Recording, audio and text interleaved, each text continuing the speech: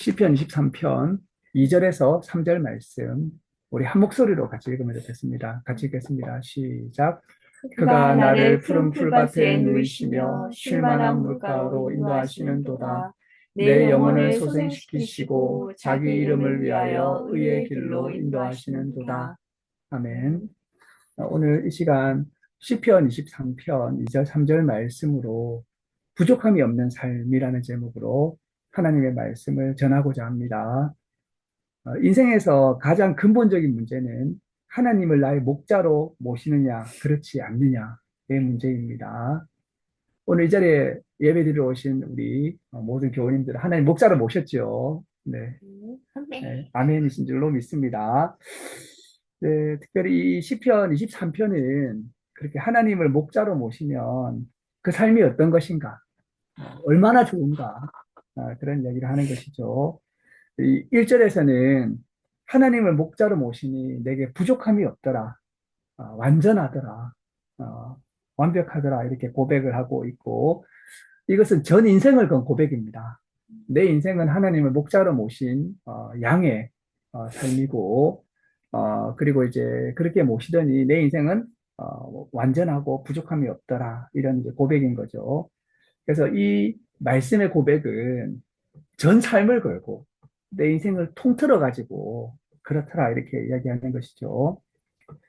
2절 이하부터는 어떻게 했기에 이렇게 부족함이 없고 완전하든가 이 내용에 대해서 말씀해 주고 있습니다.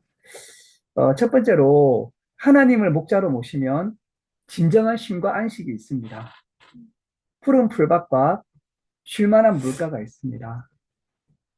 이 푸른 풀밭이라고 하는 곳은 이스라엘과 같이 건조한 환경에서는, 열악한 환경에서는 이 푸른 풀밭이 굉장히 드문 경험이었습니다. 우리나라처럼 생각하면 안 되겠죠. 매우 건조하고 물이 없고 모래가 많은 푸석푸석한 그런 이제 그 지리를 가진 곳이죠. 그래서 사막과 같은 인생에서 하나님은 푸른 풀밭이요 쉴만한 물가가 되는 하나님이셨다. 나를 그리로 인도하셨다. 이렇게 이야기를 하고 있습니다. 이 사람이 살아가는 곳에는 경쟁이 극심하고 특히 현대에는 더 심하죠. 인간관계와 가족 문제와 인생의 여러 가지 일들이 나를 괴롭히고 또 나를 쉬게 하지 않습니다. 하나님께서 우리의 진정한 안식이 되십니다. 이는 극히 평화롭고 평온한 상태의 말씀을 해주고 계신데요. 이 세상 어디에 진정한 쉼과 안식이 있습니까? 네, 오늘 이 자리에 예배 참석하신 우리 교우 여러분, 혹시 한 주간 진정한 쉼과 안식을 경험하셨나요? 그렇지 않은 경우가 많죠. 많은 경우에 정신없이 쫓겨다니다가 막 무언가를 하고 쉴 때는 오락으로 시간을 보내거나 여러 가지 어, 것들을 하게 되는데 쉬었다는 느낌도 없고 또 그렇게 이제 보내다가 또 해야 될 일을 하게 되는 그런 경우를 보게 되어서 정말 마음이 쉬지 못하고 영혼이 쉬지 못하고 영적으로 쉬지 못하는 것을 보게 됩니다. 그러나 오늘 본문 말씀을 보면 하나님을 목자로 모시니까 정말 누울 수 있었고 풍부한 물을 마실 수 있었다고 고백하고 있는 것입니다. 그가 나를 푸른 초장에 누이시며 할 때 이 누이시며 굉장히 중요한 말씀인데요. 양들이 스스로 눕는다는 게 아니라 목자가 양을 눕힌다는 겁니다. 사실 양들은 제대로 쉬지조차 못해요. 쉬는 법도 모르고 살아가는 경우가 너무 많다는 것입니다. 때로는 너무 불안하고 또 너무 초조해서 스스로 쉬지도 못할 때 목자가 양을 눕히고 쉬게 하는 것을 보게 됩니다. 오늘날 우리가 마음의 쉼을 갖지 못하고 쫓기는 삶을 살면서 눕지조차도 못할 때 하나님 우리에게 멈추고 쉬라고 하시고 우리를 진정으로 눕게 해주십니다. 저는 오늘 본문 말씀에서 눕는다는 것이 참 좋더라고요. 누이시며 눕는다. 몸이 누워서 안식을 취하는 것도 참 좋은데 누워서 자고 나면 몸이 회복되지 않습니까? 그러나 영적으로도 누울 수 있으면 좋겠다라는 생각이 듭니다. 혹시 영적으로 누워 보셨나요? 누워서 이렇게 푹 자고 푹 쉬고 정말 깊은 평안을 누리는 것이 네, 중요합니다. 사실 우리 예배가 이러한 영적으로 푹 누웠다가 깊게 자고 쉬고 이렇게 회복되는 그러한 예배이기를 원합니다. 예수님이 이제 그 지상에서 활동하실 때 그 예배는 식탁 교제였거든요. 그 식탁 교제는 그 장면이 그냥 들어 눕습니다. 누워서 빵 나누면서 이렇게 편하게 대화하면서 정말 그때 누워서 예배 드렸거든요. 그래서 어떻게 보면 가장 원초적인 예배는 하나님 안에서 누워가지고 편안하게 기대어서 누워서 그렇게 즐거워하면서 양식을 먹으면서 행복해하는 자유와 기쁨 가운데 있는 그런 예배이고 하나님 안에서 회복되는 그런 예배가 아니었나 생각이 됩니다. 오늘 이 말씀에 쉴만한 물가라고 말씀하고 있는데 이 말씀은 또 쉴만한 물가는 고요한 물가도 됩니다. 고요. 고요하게 흐르는 물을 묵상해 봅시다. 우리 가운데 이러한 고요가 있었나요? 깊은 고요가 있었는가?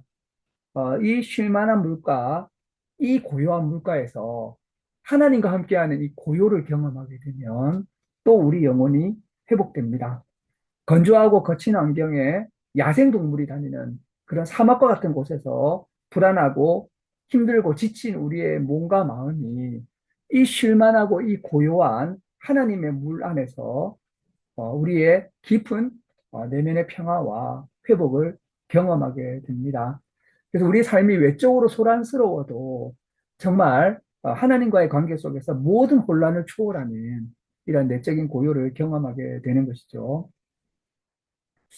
하나님 안에서 이러한 푸른 풀밭, 고요한 물가가 있어서 너무 좋습니다. 그리고 오늘 본문 말씀을 보면 이렇게 말씀하십니다. 내 영혼을 소생시키시고 자기 이름을 위하여 의의 길로 인도하시는도다. 영혼이 소생하게 된다는 거죠. 우선 좋았던 것은 하나님 안에서 쉼과 안식을 누릴 수 있다는 것이 참 좋았습니다. 그런데 그를 뒤이어서 영혼이 새롭게 일어나고 살아나게 되는 것을 우리가 경험하게 됩니다. 하나님은 상한 우리의 마음을 고쳐주십니다. 이 세상 어디를 가도 마음이 고침을 받지 못하는 경우가 많이 있습니다. 하나님이 우리의 진정한 치유자시고, 우리를 치유하시는 분이십니다. 그래서 우리 찬송 가운데 그런 그 찬송 있죠. 사랑합니다. 나의 기도 들으사 주님만이 상한 마음 고치시네. 진정한 치유가 하나님으로부터 일어나게 되고 하나님께서 나를 치유하시고 이렇게 세우시는 것입니다. 헨리 나우엔이라는 분은 이 말씀에서 내 영혼을 소생시킨다는 말씀에서 우리의 깨어진 영혼이 하나님 안에서 어떻게 치유되고 회복되는가를 우리가 알 수 있다고 말씀했습니다. 우리는 영혼이 고갈되는 시기를 경험하게 됩니다. 영적 메마름을 느끼고 심지어 절망에 빠질 때도 있습니다. 하지만 목자이신 하나님이 우리의 영혼을 소생시키십니다. 하나님을 믿을 때 소생하게 되고 절망에서 살아나게 됩니다. 세상에서 가장 힘들고 어려운 일을 겪으며 하루하루를 죽은 듯이 살아갈 때도 하나님을 목자로 모시고 살아가게 되면 영혼이 소생하게 되는 역사가 일어나게 됩니다. 여기서 영혼이라고 하는 말은 이제 그 성경 원어로는 네펫이라고 하는데 이것은 생명을 뜻하기도 합니다. 바로 전체 생명력이 살아가게 된다는 거죠. 육체적으로, 정신적으로, 영적으로 하나님이 나를 일으키시고 세우시고 살아가게 하시는 것을 보게 됩니다. 마지막으로 하나님을 목자로 모시게 되면 하나님의 이름을 위하여 의의 길로 우리를 인도하신다고 말씀하고 있습니다. 의의 길이라는 말씀을 우리가 주목해 봅시다. 하나님을 목자로 모실 때 큰 혜택은 우리가 일생을 올바르고 정의롭게 살아갈 수 있도록 인도하심을 받는다는 것입니다. 의라는 말은 윤리적으로 올바른 것이고 법적으로 올바르다는 것을 넘어서서 하나님과의 올바른 관계 속에서 올바르게 살아간다는 것을 뜻합니다. 그래서 이 의의 길은 하나님과의 올바른 관계 속에서 올바른 삶을 살 수 있다는 것입니다. 하나님은 의로운 분이십니다. 우리 이 하나님의 의로우심을 믿으십니까? 네. 이 의로우심에 하나님의 이름이 달려 있습니다. 하나님의 평판이 달려 있습니다. 우리가 의의 길로 인도되는 이유는 거기에 하나님의 이름이 달려 있기 때문입니다. 하나님을 목자로 섬기는 교회가 하나님의 의로우심의 길로 가야 되는 이유는 그렇게 할 때 하나님의 이름과 평판이 높임 받으시기 때문입니다. 하나님은 고아와 미망인을 돌보시는 분이시고 이 세상에서 소외된 사회적 약자들을 돌보시고 다스리시는 그들을 올바르게 보살피시는 그러한 하나님의 성품이 성경 전체에 나타나 있습니다. 바로 이러한 하나님의 이름, 하나님의 평판을 위해서 우리를 의로운 길로 인도하신다고 성경은 말씀하고 있습니다. 여기에서 길이라고 할 때 이 길은 어떤 길이냐면 원형과도 같은 길이고 익숙한 길을 말하는 것입니다. 그래서 이것은 목자가 양떼를 인도하는 익숙한 경로를 암시하고 있습니다. 그래서 우리가 하나님이 인도하신 익숙한 길을 알 수 있다는 거죠. 그래서 이 길을 따라가게 되면 삶의 방향은 궁극적으로 옳고 선한 길로 우리가 일평생을 살아갈 수 있다는 것을 의미합니다. 오늘 우리는 시편 23편 2절과 3절 말씀을 함께 묵상했습니다.